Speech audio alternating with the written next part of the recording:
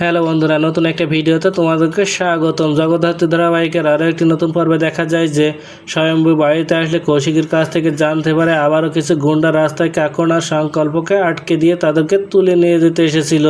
স্বয়ম্ভু এটাও জানতে পারে সেই একই মেয়ে তাদেরকে আবারও সেই গুন্ডাগুলোর হাত থেকে কাকন আর সংকল্পকে বাঁচিয়েছে।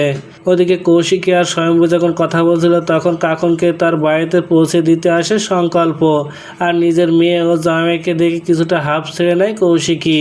ওদিকে দিব্যা সেনে সেই গুন্ডাগুলোকে রাস্তায় শুয়ে দিয়ে দিব্যার কাছে ফোন করে দুর্গা, আর বলে সে কোনোভাবে কাকন আর সংকল্পকে কোনো ক্ষতি করতে পারবে না, কারণ সে সবসময় তাদের উপর নজর রাখছে।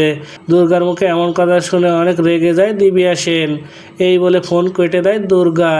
ওদিকে ডক্টর শ্রীমতী সেন আবারও অনেক টেনশনে পড়ে যায় তার ছেলেকে নিয়ে, আর আবারও কৌশিকীর কাছে ফোন করে সবটা বলে, আর কৌশিকীকেও বলে কারা তার ছেলের পিছনে লেগেছে একটু খোঁজ খবর নিতে। এদিকে স্বয়ম্ভু সংকল্পর মুখে সেই একই মেয়ে তাদেরকে গুন্ডাগুলোর হাত থেকে বাঁচিয়েছে শুনে তাকে জগদ্ধাত্রীর ঘরে নিয়ে গিয়ে বলে যে মেয়েটা তাদেরকে বাঁচিয়েছে সে দেখতে কেমন। আর সংকল্প চোখ পড়ে যায় সেখানে হুইল চেয়ারে বসে থাকা জগদ্ধাত্রীর দিকে।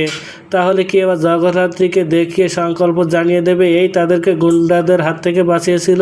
তো বন্ধুরা, কি ঘটতে চলেছে গল্পে এবার জানতে হলে আমাদের সাথেই থাকুন। ধন্যবাদ।